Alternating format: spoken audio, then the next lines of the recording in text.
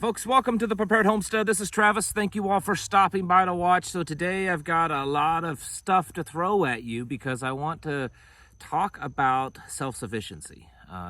This is just a list of general ideas that I've come up with.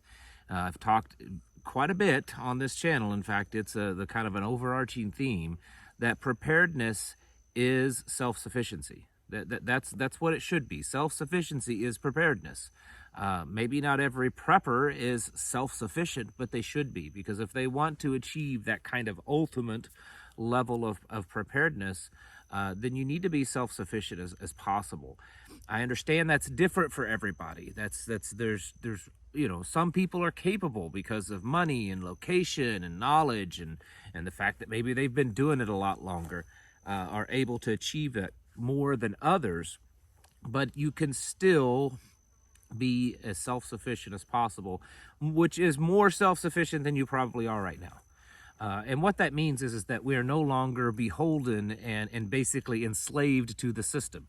We're no longer tied down to that. And when the system collapses, then we won't collapse with it. And as if there's any one of you that still kind of roll your eyes to this and say, oh my goodness, this is extreme, it's not going to be like that. Take a look at Venezuela in the last few years. Look at Sri Lanka in the last few months. Look at Ukraine in the last few months. All three of those countries went from being fairly modern countries that people lived pretty modern lives that had amenities and had a system around them that kind of made things nice, and it was all taken away for at least a lot of those people in a fairly short amount of time. And for those people in those countries, I bet they wish now that they were a little bit more self-sufficient. I bet they wish they weren't so dependent upon the grocery store for their food or the electric company for their utilities. Whatever it is, I'm sure they wish they were a little bit more self-sufficient. So I have come up with a list of these are just things I jot down, okay? It's not comprehensive at all. It's not, this is everything you need to do. And it's not one of those kind of lists that you have to do everything on this list to become self-sufficient. If you just did one or two of the things, it would certainly be beneficial. And not everything you have to buy, but some of the stuff you don't have to buy new. So let's get on with it. I'm just going to rattle it off and probably throw in a few ideas and stuff. And I've got it written down over here because it's 2 whole pages of stuff.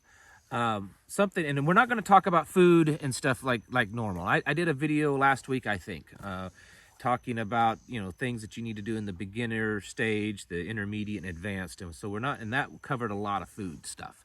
I'm not going to talk about preps and food that much. First thing you need to think of is personal hygiene. A lot of people forget about that. Are you stocked up on soap and shampoos and things to keep yourself clean? Maybe you can't stock up forever on those things. So do you know how to make those things? Do you know how to make just old-fashioned lye soap? It's not that hard. Our ancestors did it. It's very possible that your grandparents did that. My mother, when she was a child, she tells stories that they made their own soap. And if you burn wood, if you have a fireplace or wood stove, that's one of the key ingredients, that and animal fat. So if you have livestock, so you have animal fat from the livestock, and then you have the wood ash from your fireplace, and basically you take those 2 ingredients and you create soap. It's not difficult. So consider that kind of stuff. You can also stock up on the raw ingredients or the basic, dry ingredients to make things like laundry soap. Or there's also plants around that you can use for soap. And there's things like soap nuts that you can stock up on. Also, how are you going to clean your clothes? I mean, if you use an electric washer or dryer and you're not able to use those because the electricity's out or because parts aren't available to keep them maintained, do you have an alternative way? Maybe even just the old washboard, a 5-gallon bucket with a plunger with some holes drilled into it. You don't have to be elaborate and spend a lot of money to do this. Secondly, or the next thing on the list is medical. I do mention that often. but I want to go beyond medical of just being your normal little boo-boo kit that you'd pick up at Walmart for 20 or 30 bucks or whatever, that has band-aids in it. Definitely you need bandages and gauze, and you probably need way more than you think you do. But other things like rubbing alcohol and iodine, and then the more advanced stuff like a surge kit, sutures, this kind of stuff that a lot of people are going to think, well, wait a minute, you're not expecting me to do surgery on people. No, of course not. But a surgical kit that you can get on Amazon is way better at dealing with a lot of common things like, you get a splinter in you, or a thorn, or an ingrown toenail, or something like that that you may have to deal with. Having a more medical grade kit that has a little bit of everything, and you never know what you may have to do with your farm animals. I mean, I've done working on the farm. We've done surgeries, actual surgeries on farm animals before. And as far as sutures, back in the old days, and if you've ever watched any old Western, everyone knew how to use, how to stitch up a wound, and everyone should know how to stitch up a wound. It may not be beautiful and perfect, but you should understand how to do the basics. So you should have the equipment to do that. Herbal medicine, you absolutely should know how to a thing or two about herbal medicine, and you need to have the proper books so that you can reference what grows in your area, what it's used for, what its medicinal properties are. And so that's something you absolutely should know about. Foraging also, you can include that, foraging for edibles and stuff. Heating your home. How are you going to heat your home in the wintertime if the grid goes down, or if it just gets shut off because there's no electricity, or whatever else? There's been all these natural gas pipes and facilities exploding and stuff. What if there's a major shortage of natural gas, and that's how you heat your home? So what is your backup? Remember, in prepping, 2 is 1 and 1 is none. So if you only have one source to heat your home, you have no source to heat your home. So wood is the best, I think. It's the best from a preparedness standpoint, because in most of the United States, wood is very available. I mean, I've got it all over my property. You can see it. It's all behind me. In most of the country, it's that way. And even if you're not using your wood stove to heat your house now, I recommend people having one. You don't even have to have it hooked up. You can have like the chimney or the pipe and stuff in place and then capped off, and then take that stove and you can store it away in your garage or shed or something like that, and pull it out if needed. Things to go along with it: chainsaw, axe, wood splitter, that kind of stuff, because that's the best. And it's usually easily available, with the exception of a few places in the country. Coal is another one. Coal is not easily available everywhere, but you can buy a lot of coal if you're in the right region. Certain areas that are the coal regions, you can buy large amounts of coal and store them away. So that is a possibility. Around here, it's not that, excuse me, it's not that way. So no one that I know of burns coal in my area. And then the other one I would look into is propane. And propane, because it can store pretty much indefinitely, as long as the propane can is not rusted out and everything. The propane inside should theoretically last forever. And so that's something to also consider, having propane backup. You can heat and cook with that. It's a little safer. You still need to ventilate the house. I recommend at least having a window cracked or something, but you don't have to worry about the smoke and the fumes as much as certain other types of heat. And then electricity. What's your plan for electricity? Do you have electricity backups and things to make your own electricity, or is your plan to just go all non-electric if the duty hits the fan? Fuel generators are probably better. Propane or dual fuel, that's what we use. We use dual fuel generators, so I can run gasoline or propane on them. Those solar generator pack things, I'm not here to knock them. They have their purpose, but I think they're well overstated on what they can do. Most of them are to recharge small items, or to keep something going for a short amount of time. Those are for temporary. That's the kind of stuff, in my opinion, that you're going to have to get you through a tornado storm or something like that, maybe to keep a small freezer going for a short amount of time. If you have any kind of technical capabilities and knowledge, it's usually cheaper to build your own than to buy one of those things. All it is a battery and an inverter. That's it. And then, of course, you can hook up a solar panel to it to recharge it. But it's just simply a battery and inverter is all those things are. And then, of course, just a solar system. Solar systems have come down in price. So for some of you, they're getting more into your range of being able to afford them. And even if you don't have a solar system capable of running your entire house off grid, you could put up a solar system that's capable of keeping, with maybe some battery backups, capable of running your refrigerator and your freezer and a couple of basic necessities. And the price of that stuff has come down quite a bit to where it's way more feasible for a lot of people. And then, of course, the other option is just to go all non-electric, or at least, now, let me take that back. I don't mean today go non-electric. I mean in your preps have the plan and the ability that if things got really bad, you could just go non-electric. We try to do that here. We try to, as many things as possible, we try to have non-electric backups to them. In the kitchen, my wife, she has, electric modern appliances and things, but we also have some non-electric ones that we can use if necessary. The Amish use them. If you've ever heard of Lehman's, they're an Amish, they're a company that caters to the Amish predominantly.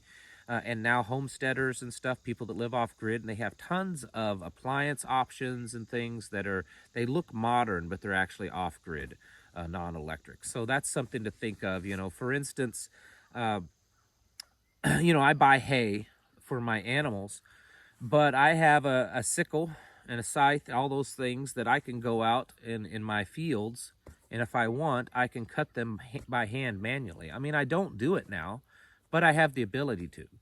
Same way with the wood that we burn to heat, because that's how we do heat. I have a chainsaw and, modern things to cut the wood, but if I can't get the fuel for that, or if I can't get parts to maintain my chainsaw, then what do I do? So I have crosscut saws and axes, felling axes and things like that. And once in a while we use them just for the fun of it, but also for training, kind of keep up the skill. But of course, I don't use those every year, but I have them available if I need to. And so that's something to think about. Sewing kits. Do you have a sewing kit? Even if you don't know how to sew, and you know what, sewing is not that hard. And I'm not saying you need to learn how to be a seamstress and how to make, fancy ballroom gowns, but, stitching up a tear in a pair of pants or something like that, or a seam that's popped, isn't really that hard, and everyone should know how to do it, and you should have the things to do that. We have put together a pretty good sewing kit. I mean, my wife and I, neither one of us are, any kind of professional at that. We both can just kind of do the basic things, but we've put together a pretty good sewing kit. And we have, if we find it, say at a yard sale or something, where people have material, for sale that's really cheap, we've got a little bit of that stocked up in case we need to make things, extra blankets, extra sheets, stuff like that. We keep that. Keeping cool. Do you have a plan to keep cool if the system around you fails? I mean, this summer it's hot. Many of you already have dealt with blackouts, and probably a lot of you still yet will deal with them. So what is your plan to keep cool when that happens? I mean, they tell us just, go down to the community center or whatever. But what if that's not available? Or what if going to that comes at a price that you have to, show that you have something or whatever it is? There's all these possible scenarios we have to plan for. So what do we do on your homestead to stay cool? Well, air conditioning hasn't really been around that long, and it certainly hasn't been around that long in the rural farming areas. In fact, I grew up, and we didn't have an air conditioner in our home until I was, I think, 12 or 13, and I'm not that old. But we didn't have an air conditioner, and I grew up here in the Ozarks where it's hot, hot, hot. A lot of the old timers, they would do things like if they had a creek on their property or spring or something like that, they'd take a barrel or big buckets and they'd go down, they fill it up with that cold water, and they'd take towels and sheets and things like that, and they'd soak it in that cold water, and then they'd drape those towels and things around their neck and stuff as they were working, and then they'd go change them out. You know, when it gets where it's not keeping you cool anymore, go stick it back in the barrel that's set in the shade that's got spring water in it, and pull another one out that's cold. You know, that kind of stuff. They spend a lot of time in the shade. They when they, you know, they would take breaks in the shade. And I mean, here I am. It's 90 something out right now, and I've been hot and sweating outside. I just got done weeding some more in the garden, and right now I'm sitting in the shade, and I actually feel really good. Another thing with keeping cool is just adjusting your body to it. We're capable of a lot more extreme temperatures than what we think we are. Most people live in a fairly climate controlled environment. Not everyone. I understand there's a lot of you that spend your lives working and stuff outside, but you have to admit there's a lot of people that work in offices. They go from a climate controlled home to their climate controlled car to their climate controlled office, and they only spend just a few minutes a day outside of that. And so it's a shock to them because they're used to living in 70-degree temperatures or 68 during the summertime. Our bodies can adjust. Trust me, you do. You know, like I said, today it was in the, I think, low mid 90s, and it actually feels cool to me because it's been in the triple digits. So today I haven't really felt too hot. I've, you know, a little sweaty, but it's not been miserable. It's because my body's adjusted, and you will adjust to it. But there are things that you can do. Trash waste disposal. That's something a lot of people forget about. Create less trash is the number one thing. I mean, that's the first thing you need to do is try to create less trash. Utilize as much stuff as you can. Of course, you can burn things. If your trash service doesn't, you know, stops happening because everything's collapsing or because the fuel prices are so high, I could see where it could be a lot of people's trash service might start being reduced. Maybe they don't come once a week. Maybe it's once or twice a month because it's too expensive for them. A lot of possibilities like that. So you have to think about that. What are you going to do with your trash? You know, back in the old days, they burned things and they buried things, or they just had a pit, you know, a ravine on their property that they dumped things. And I understand that's not always environmentally friendly, but it's something to think about. And then, of course, your own stuff, your own personal waste, your poo, compost it. It's not that weird. It's not that gross. A lot of people do. We do. That's what we do. Folks, it's not weird. It really isn't weird. It's not smelly. It's not gross. It just makes so much more sense. So a composting toilet is just, you need to get used to that. Food production, this is what I'm going to talk about, food production, not the food itself, but things like seeds. You should have a supply of seeds, and you should know how to collect seeds from your garden and preserve them for the next year. And then you can trade seeds around and all that kind of stuff, but you know, seeds is kind of a must. Garden tools. Do you have the garden tools that you need to garden? Maybe you don't put out a big garden right now because you're just not there yet, but you want to. Do you have enough garden tools to do that? You know, around here, because there's not just myself and my wife, but we have kids. So I make sure that I have garden tools for everyone so that we can all come out here. You know, if we need to do some digging, everybody gets a shovel. Not just one, everybody's got a shovel. Everybody got a rake. We're going to rake the rocks out of the garden or whatever. Everybody has a rake. Make sure you have enough. Make sure they're good quality. And that's not necessarily new. Old flea markets, antique stores, yard sales and stuff, looking for old stuff is usually actually the better garden tools. Shade cloths. This year, a lot of people figured out that shade cloths are kind of handy with all this hot heat and bright sun.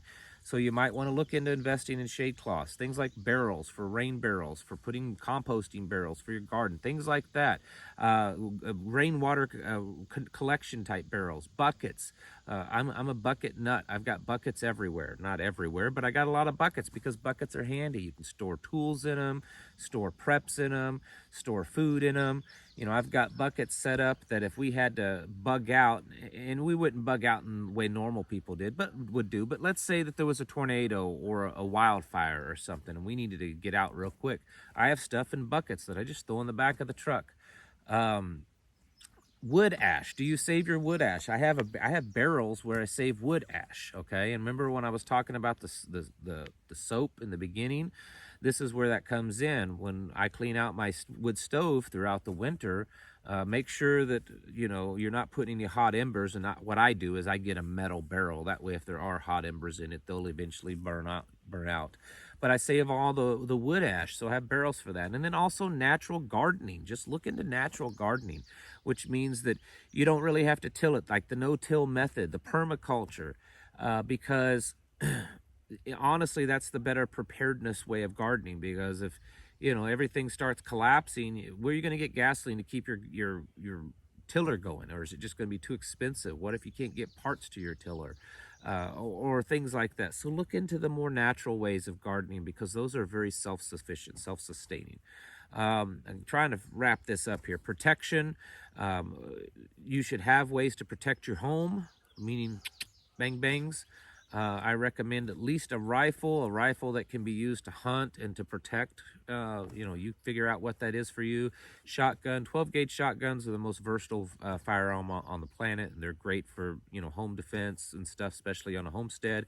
Handgun, you should have a handgun at least on you, especially on a homestead, for protection against four-legged critters, protection against bad guys. 22, I'm always been a big advocate of keeping a 22 around, because, you know, shooting something that's in your you know, chicken coop or small, you know, animal hunting or whatever. And then just perimeter security. Have you really thought about that with your home and your homestead? There's motion sensors you can get that are really cheap, battery operated ones. Make sure you keep extra batteries around. Cameras, if you have a home Wi-Fi, cameras have become pretty cheap. I understand if that all goes away, the internet and stuff, you may not have the home Wi-Fi. That's true. Fencing, and then natural barriers on your home. You know, we use rocks and trees and bushes and blackberry vines and stuff as kind of natural barriers around our perimeter. And then the last thing is a gray man, your house. Most of you are familiar with gray man, like how to dress and how to blend in a crowd. But what about your home?